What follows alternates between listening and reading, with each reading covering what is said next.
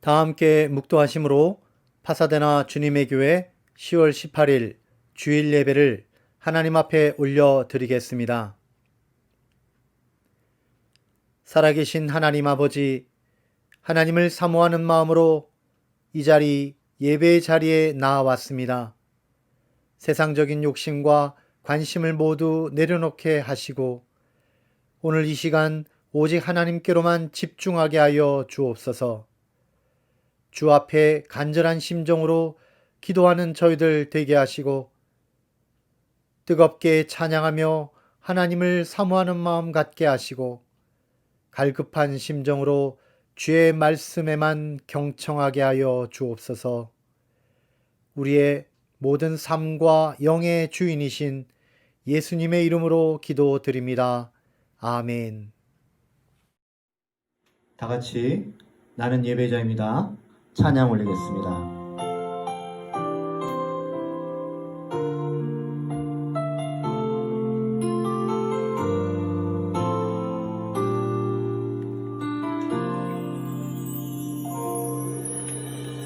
나는 하나님을 예배하는 예배자입니다.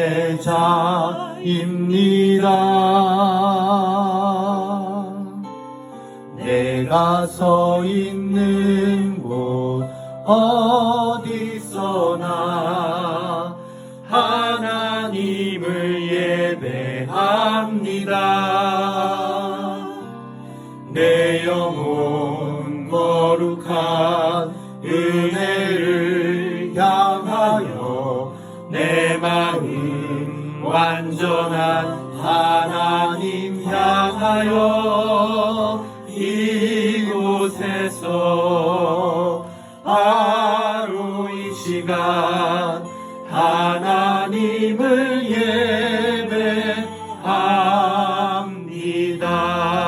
예배합니다.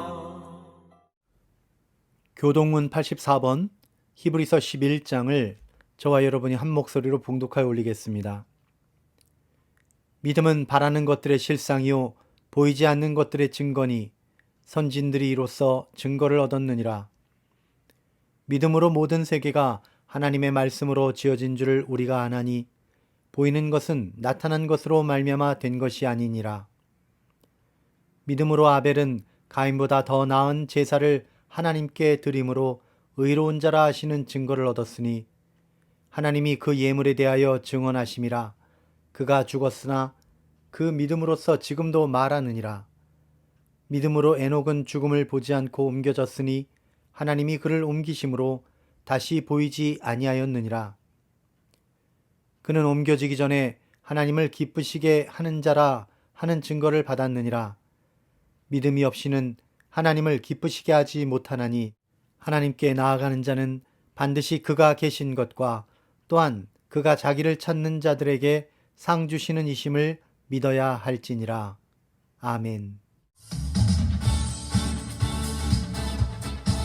우리 모두 그 자리에 일어나서 우리 주님을 찬양하십시다. 우리를 구원하신 주님, 우리 반석되신 주님을 찬양합니다.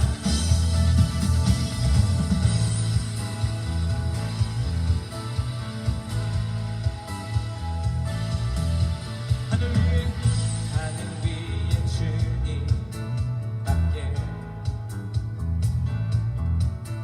내가 사모할 자 이 세상에 없네. 내 마음과 힘을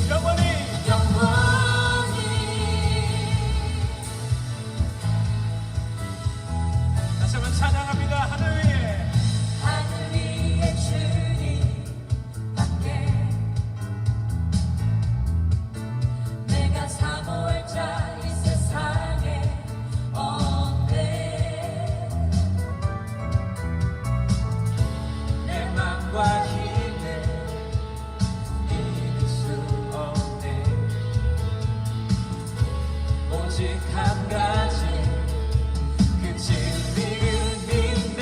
아멘. 주 나의 힘이요 주 나의 힘이요 주 나의 힘이요 영원히 주를 의지하리. 주 나의 힘이요 주 나의 힘이요 주 나의 힘이요 영원히 주를 의지하리. 영원히.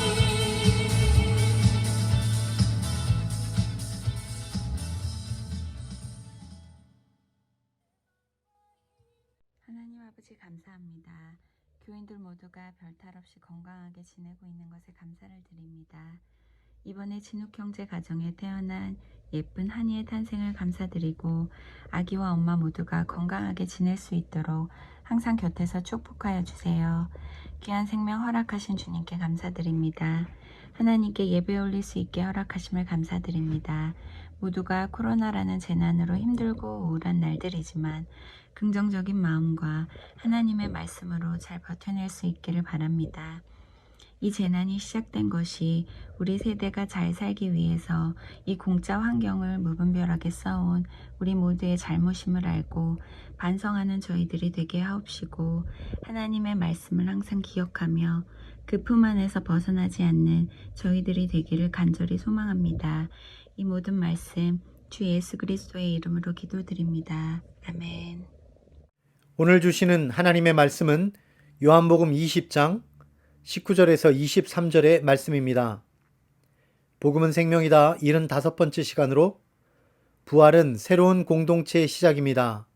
Resurrection is the start of a new community 라는 제목입니다. 19절로부터 함께 읽겠습니다. 이날 곧 안식 후 첫날 저녁 때에 제자들이 유대인들을 두려워하여 모인 곳에 문들을 닫았더니 예수께서 오사 가운데 서서 이르시되 너희에게 평강이 있을지어다. 이 말씀을 하시고 손과 옆구리를 보이시니 제자들이 주를 보고 기뻐하더라. 예수께서 또 이르시되 너희에게 평강이 있을지어다. 아버지께서 나를 보내신 것 같이 나도 너희를 보내노라. 이 말씀을 하시고 그들을 향하사 숨을 내쉬며 이르시되 성령을 받으라. 너희가 누구의 죄든지 사하면 사하여질 것이요 누구의 죄든지 그대로 두면 그대로 있으리라 하시니라. 아멘. 할렐루야. 사랑하는 성도 여러분 반갑습니다. 오늘도 하나님 말씀 속에서 여러분 각 가정마다 주의 주시는 평안이 가득 넘치시기를 주님의 이름으로 축복드립니다. 오늘 하나님이 주시는 말씀의 제목은 부활은 새로운 공동체의 시작입니다. Resurrection is the start of a new community 라는 제목입니다. 지금은 코로나 사태가 장기화되고 있습니다. 그래서 수많은 사람들이 사회적 경제적인 어려움을 호소하고 있죠. 심리적인 부분이나 영적인 부분에서도 고통과 괴로움을 호소하는 분들이 많이 있습니다. 많은 교회들도 앞으로 나아갈 방향이 무엇인지 갈피를 잡지 못하는 경우가 많습니다. 저희 주님의 교회도 온라인으로 예배를 드린 지가 벌써 8개월이나 지나갔습니다. 과연 앞으로 포스트 코로나 시대에 이 사회가 나아갈 방향, 그리고 교회가 나아갈 방향은 어떤 것이 되어야 할까요? 많은 사람들이 이 부분에 대해서 고민을 하고 있습니다. 저도 이 부분에 대해서 하나님 앞에 엎드려 기도하고 또 다른 목사님들과 대화를 나누며 또 여러 가지 책들도 읽으면서 고민하고 있습니다.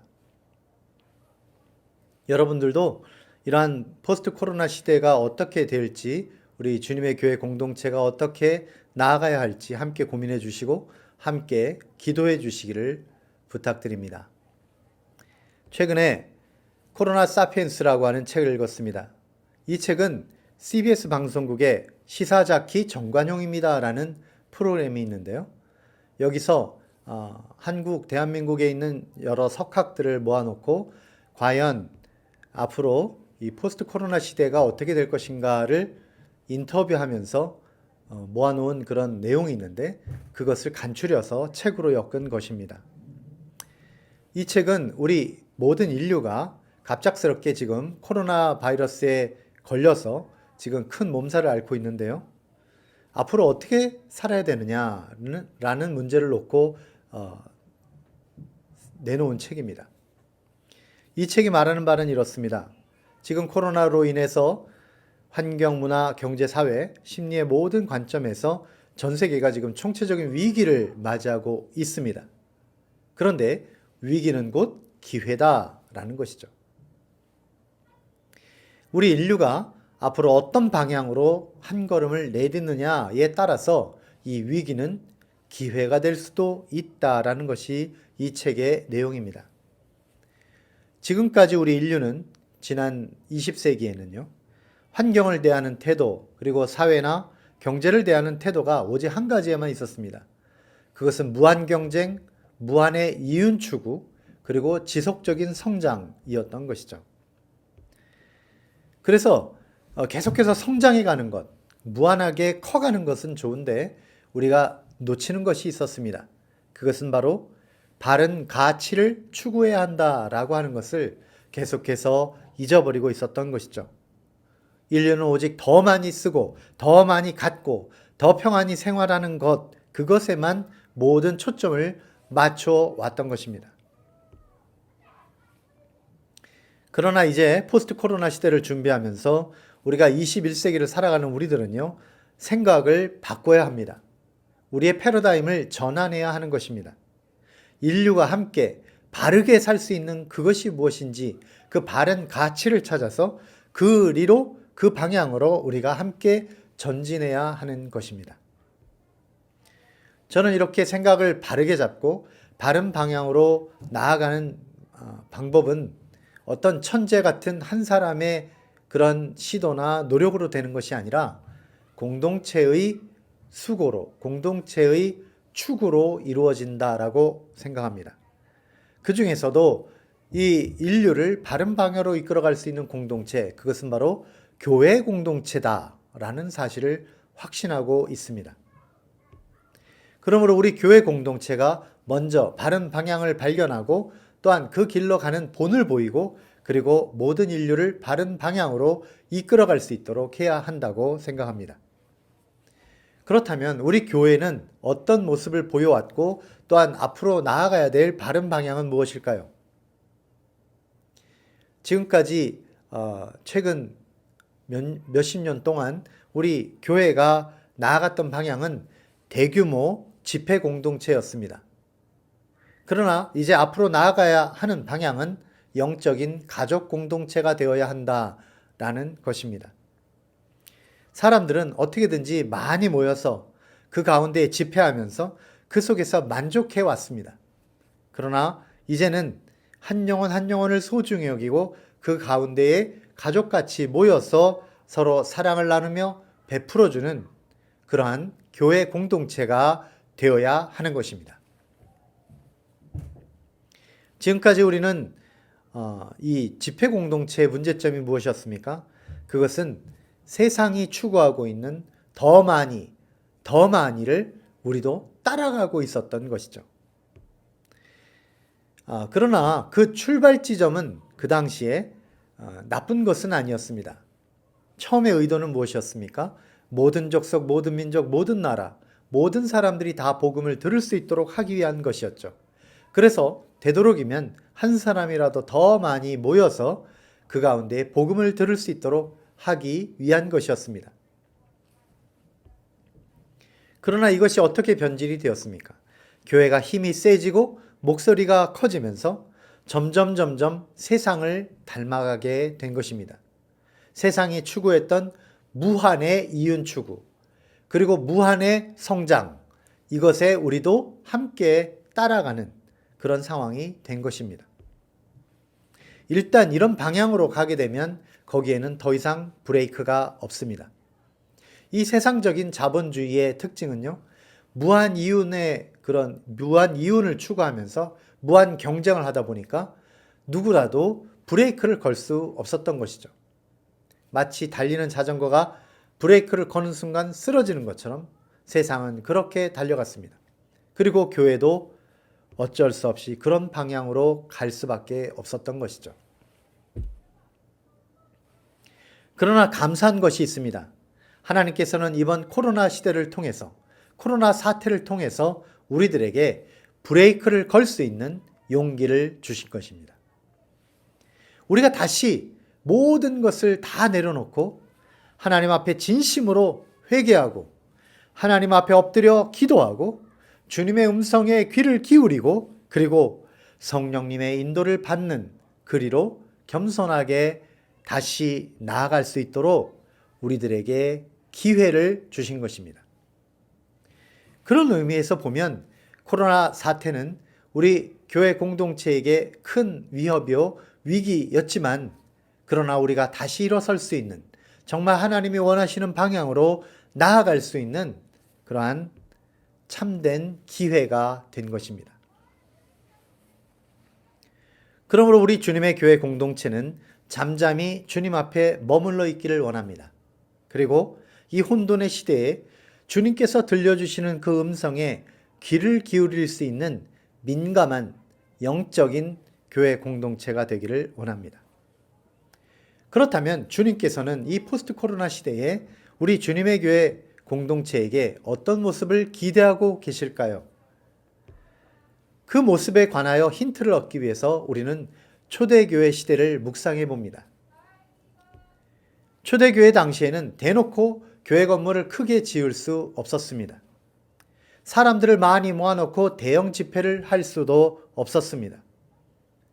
많은 사람들의 귀에 들리도록 대형 스피커를 모아놓고 또한 많은 사람들이 은혜를 받을 수 있도록 유명하신 부흥 강사 목사님을 모셔다가 그리고 광고지를 돌리는 일을 할 수 없었던 것입니다. 그러나 그럼에도 불구하고 초대교회는 급속도로 성장했습니다. 초대교회 성도들은 진실한 의미에서 로마 사회에 큰 영향력을 끼치게 된 것입니다. 로마인들은 암묵적으로 이렇게 생각했습니다. 세상에 믿을 사람은 없지만 그러나 크리스찬들이라면 우리가 믿을만하다라고 하는 생각을 가지고 있었던 것이죠. 그리하여 초대교회는 마침내 그 쓰러져가는 로마의 윤리를 바로 세워주었고요. 또한 죽어가는 로마인들의 정신에 참된 생명을 불어넣는 그러한 참된 생명의 공동체가 된 것입니다. 어떻게 그들은 그렇게 참된 생명의 공동체가 될 수 있었을까요?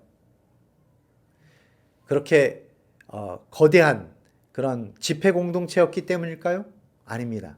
그들은 영적인 가족 공동체였기 때문입니다. 그들은 도시마다 마을마다 각 가정을 중심으로 가정과 가정이 모여서 그렇게 교회를 이루어 갔던 것입니다.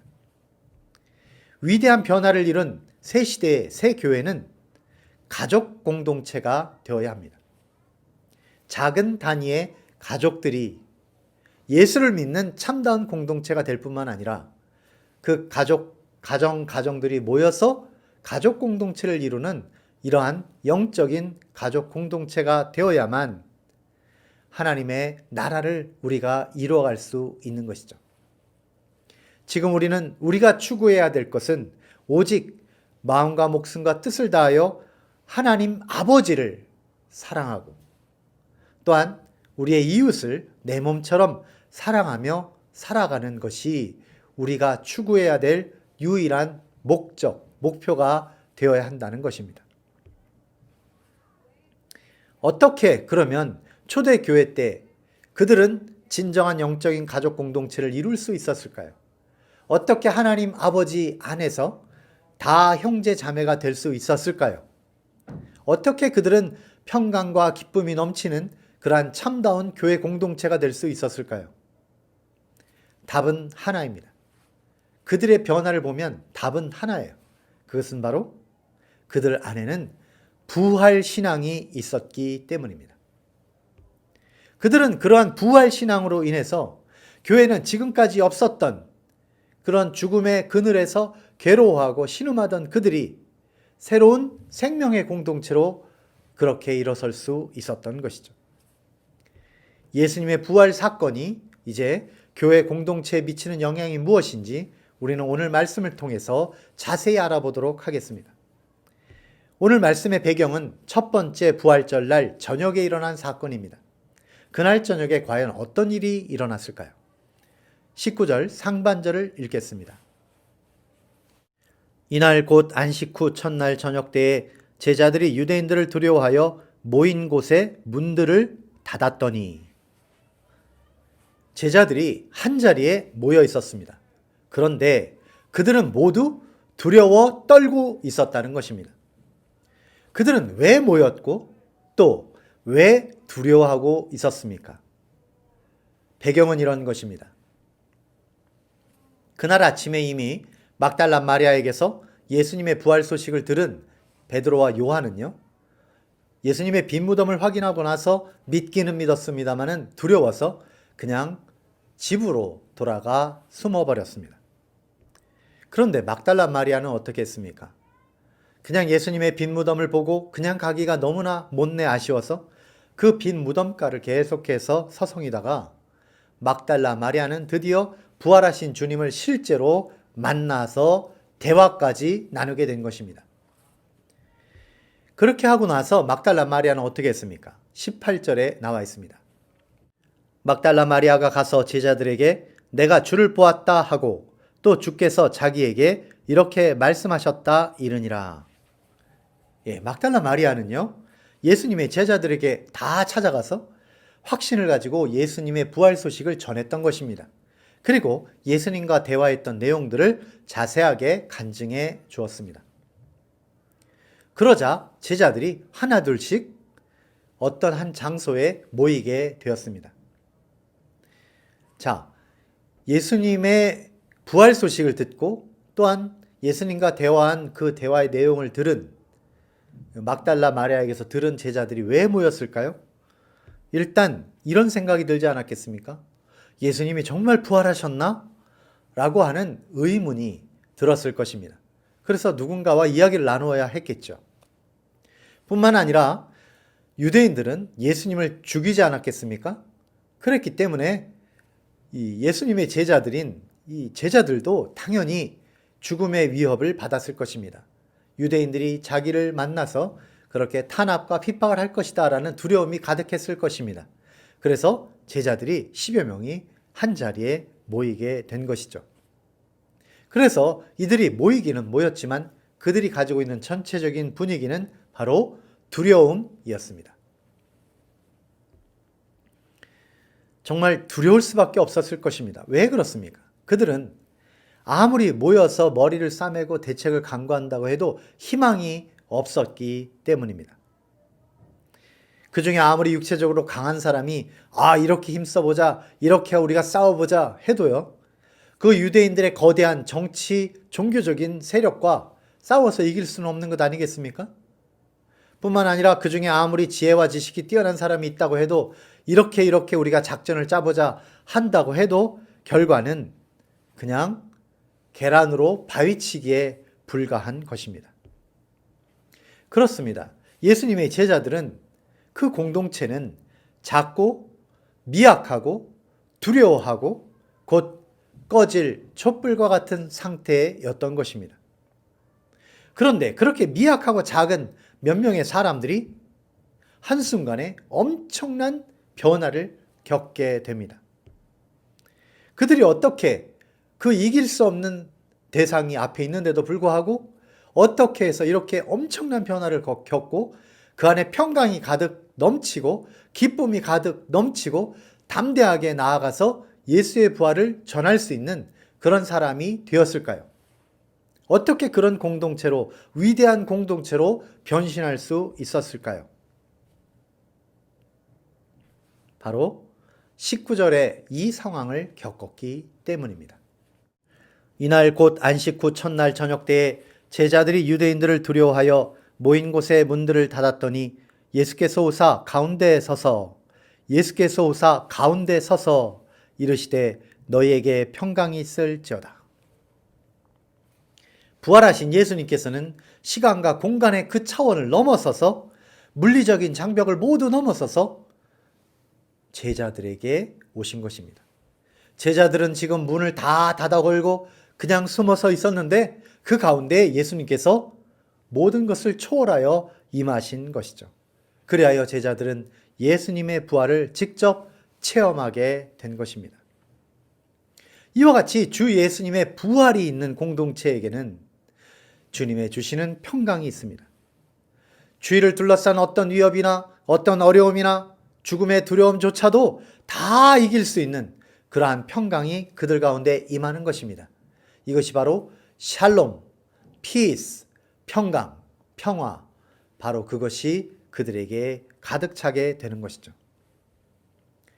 우리는 지금 포스트 코로나, 아니 인 코로나, 코로나를 아직도 지나가고 있는, 그 가운데 몸살을 앓고 있는 그러한 시대에 있습니다. 이러한 시대의 가운데에 있음에도 불구하고 우리가 어떻게 평강을 누리는 참다운 생명의 공동체가 될 수 있을까요? 바로 부활입니다. 예수님이 주시는 그 부활이 있기 때문에 우리가 그것이 가능하게 되는 것이죠. 부활하신 주님이 우리 가운데 오셔서 우리들에게 이제 무언가를 나눠주시게 되는데, 그 나눠주신 두 가지, 그 나눠주신 것으로 인해서 우리에게는 평강이 넘치고 우리는 기쁨이 넘치는 그렇게 새로운 공동체가 되는 것이죠. 그렇다면 주님이 주시는 그 두 가지는 무엇입니까? 첫 번째로 바로 예수님의 부활을 직접 체험하게 하시는 것입니다. 우리가 주님의 부활을 체험하면 우리의 삶이 새로워지는 것이죠. 20절 말씀을 읽겠습니다. 이 말씀을 하시고 손과 옆구리를 보이시니 제자들이 주를 보고 기뻐하더라. 예수님이 손과 옆구리를 보여주셨다는 것, 이것은 바로 예수님께서 이렇게 죽으셨고 또한 이렇게 다시 살아나셨다라고 하는 사실을 분명히 보여주는 확실한 증거입니다. 자, 그런데 그렇게 비참하게 죽으신 분이 이렇게 영광스럽게 부활을 하셨잖아요. 그렇다면 이 비참하게 죽으신 그 흔적이 우리들에게 영광의 부활을 보여주는 증거가 되었다는 것입니다. 그렇다면 우리도 부활을 체험하고 우리도 부활을 경험하는 그런 공동체가 되기 위해서는 어떤 과정이 지나가는가, 어떤 과정을 지나가는가 하는 것입니다. 그것은 바로 우리들에게도 이 손에 못자국과 허리에 창자국이 있는, 그리하여 새롭게 다시 살아나는 그러한 체험을 해야 한다라는 것이죠. 오늘날 우리 교회의 모습, 우리의 실상을 생각해 보면 그렇습니다. 우리가 추구해야 될 것이 무엇인지를 바로 여기서 알 수 있는 것입니다. 그동안 우리가 추구했던 것은 참으로 너무나 편협한 것이었습니다. 우리는 교회를 올 때마다 그냥 우리 삶에 필요한 것을 얻기 위해서 왔습니다. 그런 성향이 있었습니다. 내가 물질이 필요한데 물질을 더 얻기 위해서는 예수를 믿어야 한다더라. 그래서 예수를 믿고 내가 물질을 더 가져야 되겠다 라는 방식입니다. 내가 영원한 생명을 얻어야 되겠고 그래서 영원히 살고 싶은데 그렇게 하기 위해서는 예수를 믿어야 한다더라. 그래서 예수를 믿고 그래서 영원한 생명을 얻는 경우가 대부분이었습니다. 그런데 여기에서는 빠지는 것이 있습니다. 그것이 바로 무엇이냐면 내 손에 못자국과 내 허리에 창자국이 없다는 것입니다. 참된 복음은 무엇입니까? 그것은 바로 이런 것입니다. 진정한 부활을 체험하는 것인데요. 그것은 내가 그리스도로 인하여 하나님의 나라를 이루기 위하여 고난받은 흔적이 있어야 한다라는 것입니다. 교회가 진실로 새로워지기 위해서는 먼저 고난의 현장을 지나가야 하는 것입니다. 그것을 그냥 어쩔 수 없이 받는 고난이 아니라 내가 스스로 하나님의 나라를 이루기 위하여 그 상태로 나아가기 위하여 이 땅 가운데 고난과 고통의 시간들을 지나가는 것이, 그러한 흔적이 있어야 한다라는 것이죠. 이 부분을, 이 흔적을 보여주는 것이 디모데후서 1장 8절입니다. 그러므로 너는 내가 우리 주를 증언함과 또는 주를 위하여 갇힌 자 된 나를 부끄러워하지 말고 오직 하나님의 능력을 따라 복음과 함께 고난을 받으라. Join with me in suffering for the gospel. 사도 바울이 자신과 함께 조인해 달라고 얘기를 하고 있죠. 왜 그렇습니까? 복음을 위해서 받게 되는 그 고난, 그것을 함께 나누자라는 말입니다. 그렇습니다. 복음을 위하여 고난을 받는 삶, 그러한 삶이 가득한 공동체가 바로 부활을 체험한 공동체가 되는 것입니다. 그러므로 부활을 체험한 공동체는 새로운 삶을 살아갈 수밖에 없습니다. 우리가 우리 교회의 현실을 돌아봅니다. 우리가 사랑을 위하여, 하나님의 사랑을 위하여 고난을 받았는가? 다른 이들에게 참다운 사랑을 베풀었는가? 라는 부분입니다. 사랑을 베풀면서 고난을 받는 그런 모습이 가득한 공동체가 있습니다. 그게 가정이죠. 예를 들면 부모는 자녀들을 위해서 희생합니다. 자녀들이 잘 성장할 수 있도록 자신의 몸을 희생해서 수고해서 그렇게 자녀들을 먹여 살리는 것이죠. 또한 남편은 아내를 위하여 희생하고 또한 아내는 남편을 위하여 헌신합니다. 그 모든 이유가 무엇입니까? 사랑 때문입니다. 사랑 때문에 무조건적으로 주고 베풀고 나누는 것이죠. 이것이 바로 가정 안에서 이루어지는 사랑의 공동체인 것입니다. 이와 똑같이 교회 공동체도 마찬가지입니다. 다른 연약한 자들을 위하여 희생하고 헌신하는 것입니다. 그리고 하나님의 나라를 위하여 자신이 헌신하고 주님 앞에 예배하는 것이죠. 그리하여 사랑으로 서로 헌신하는 공동체, 그들이 바로 부활을 체험하는 공동체인 것입니다. 부활을 체험한 사람들은 이러한 영적인 가족 공동체를 이룰 수가 있게 되는 것입니다. 그러므로 우리는 우리 자신이 다시 한번 잘 생각해 보아야 합니다. 과연 나는 부활을 체험한 사람인가? 부활을 체험한 사람인가? 부활을 체험한 사람은 이렇게 변화됩니다. 이렇게 생각합니다. 죽음은 끝이 아니다. 영원한 하늘나라가 있다. 우리의 모든 삶은 마침내 하나님 앞에서 정산하게 된다. 이 땅에서 이룬 작은 섬김, 그것이 하늘에서는 큰 상급이다. 칭찬의 제목이다. 라는 사실을 확신하게 되는 것입니다. 그리하여 부활을 체험한 사람은 자신의 희생과 헌신과 수고의 의미가 무엇인지를 알게 되는 것이죠. 그래서 우리는 베풀 수 있는 것입니다. 그래서 우리는 사랑을 나눌 수가 있게 되는 것입니다.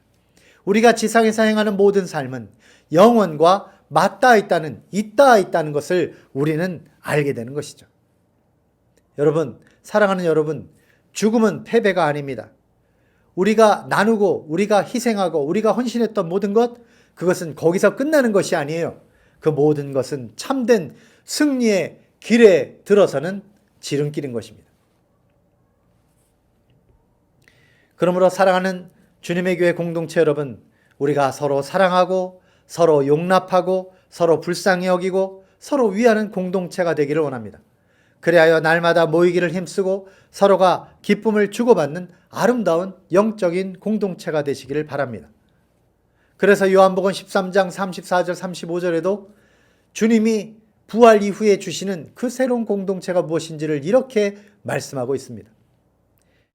새 계명을 너희에게 주노니 서로 사랑하라. 내가 너희를 사랑한 것 같이 너희도 서로 사랑하라. 너희가 서로 사랑하면 이로써 모든 사람이 너희가 내 제자인 줄 알리라. 이제 포스트 코로나 시대를 살아가면서 우리가 참다운 영적인 가족 공동체가 되기 위해서 주님이 우리에게 주시는 것이 첫 번째는 부활을 체험하는 것이라고 한다면 두 번째는 무엇입니까? 바로 성령 안에서 하나 되게 하신다라는 것입니다. 우리의 영이 새로워지는 것입니다.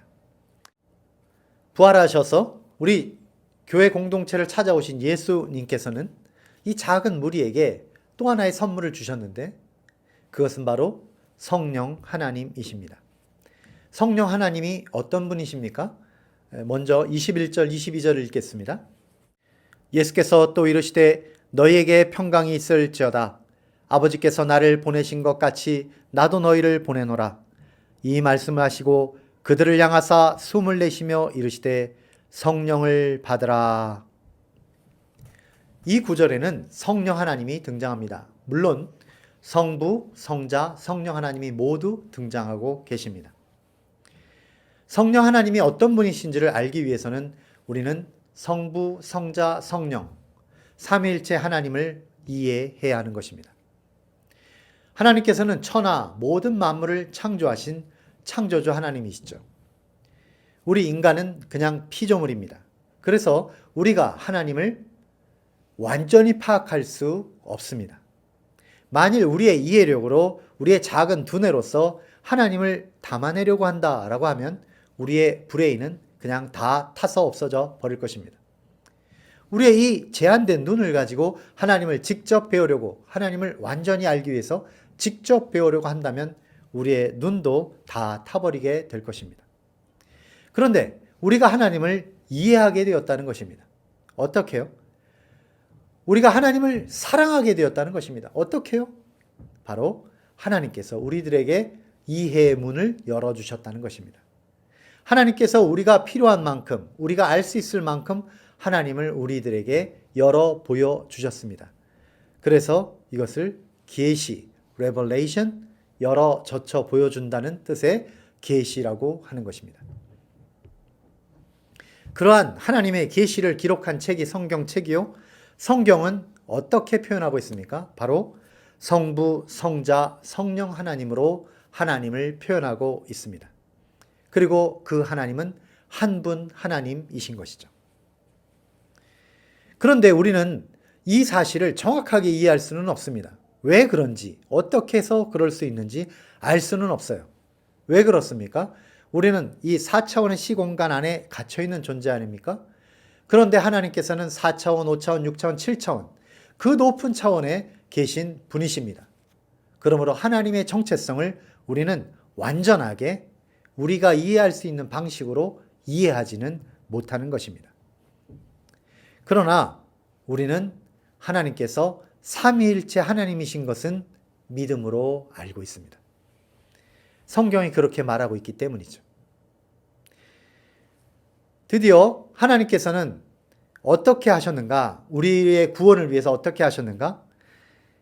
삼위일체 하나님께서는 하나님의 아들 예수 그리스도께서 이 땅에 성육신하여 오셔서 십자가에서 우리 죄를 위하여 죽으시고 장사한 지 사흘 만에 부활하셨습니다.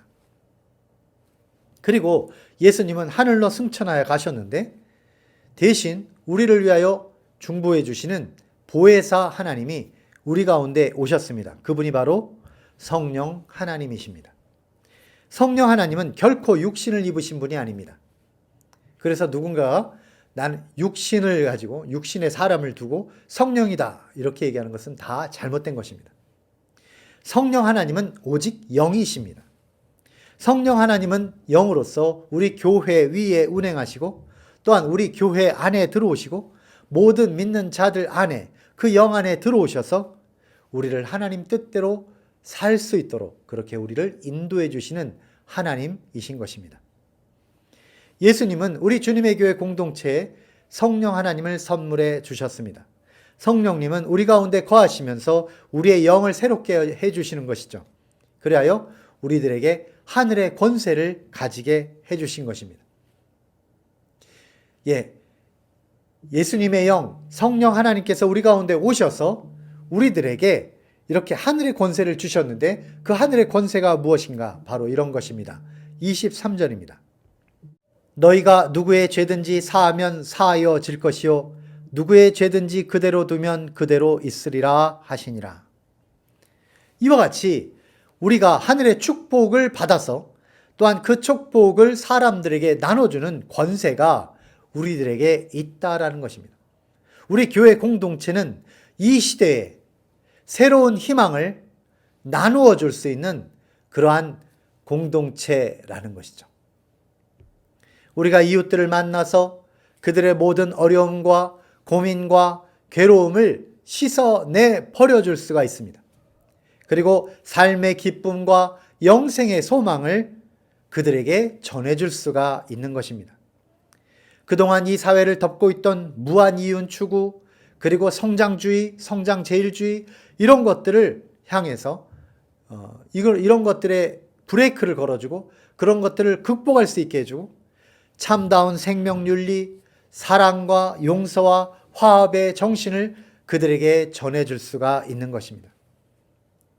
우리 주님의 교회는 이웃을 향하여서 그리고 우리 교회 안에서 서로 불쌍히 여기고 서로 도와주고 사람들이 서로가 서로를 인격적으로 대할 수 있도록 그렇게 우리가 본을 보일 수 있는 것이죠. 이러한 하나님의 영, 성령이 가득한 주님의 교회 공동체가 되기를 원하고요.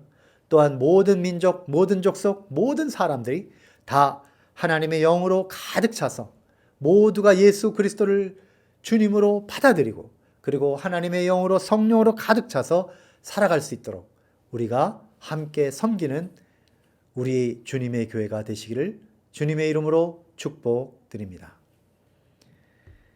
이것이 바로 우리 코로나 시대를 맞이하는 우리 주님의 교회가 나아갈 방향입니다. 주께서 우리와 늘 함께 하셔서 그 방향을 향해서 우리가 힘차게 한 걸음을 내딜 수 있도록 도와주시기를 주님 앞에 간절히 기도합니다. 우리가 함께 기도하겠습니다. 살아계신 하나님 아버지, 이 어렵고 힘든 코로나 시대에 저희들의 살아갈 방향과 지혜를 내려 주시옵소서. 예수님의 부활을 체험한 사람만이 이 모든 두려움을 이기고 참다운 생명의 공동체를 이룰 수 있다고 말씀하셨습니다.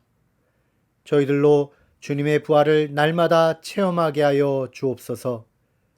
그리하여 사랑으로 서로 헌신하는 영적인 가족 공동체가 되게 하여 주옵소서. 저희들 안에 거하시는 성령님의 뜻을 따르게 하시고 성령님이 주시는 평안과 기쁨을 날마다 누리며 살게 하소서.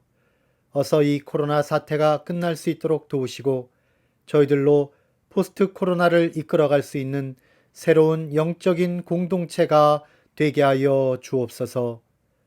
예수님의 이름으로 기도드립니다. 아멘. 다 같이 마지막 찬양 마라나타 하나님 앞에 올려드리겠습니다.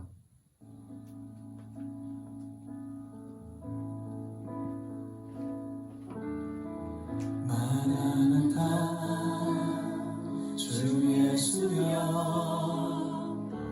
어서 오시옵소서.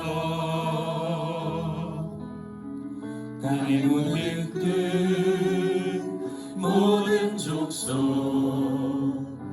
주를 찬송하게 하소서. 마라나타 주 예수여 어서 오시옵소서. 모든 영광이 주께 돌아와 춤추며 경배하게 하소서. 우리 주님 다시 오실 길을 만들자. 십자가를 들고 땅끝까지 우린 가리라. 우리 주님 하늘 영광 온 땅 덮을 때 우린 땅끝에서 주를 맞으리. 마라나타 마라나타 아멘. 주 예수여 오시옵소서. 마라나타 마라나타 아멘. 주 예수여 오시옵소서.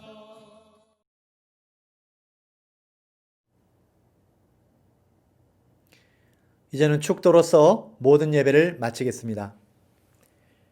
이제는 우리 주 예수 그리스도의 은혜와 하나님 아버지의 사랑하심과 성령님의 내주 역사 동행하심이 진실로 예수의 부활을 체험한 공동체가 되기를 소망하며 또한 성령 안에서 하나 된 공동체가 되기를 소망하는 사랑하는 주님의 교회 모든 성도들 머리 위에 이제로부터 영원토록 함께 없시기를 살아계신 예수님의 이름으로 간절히 축원하옵나이다.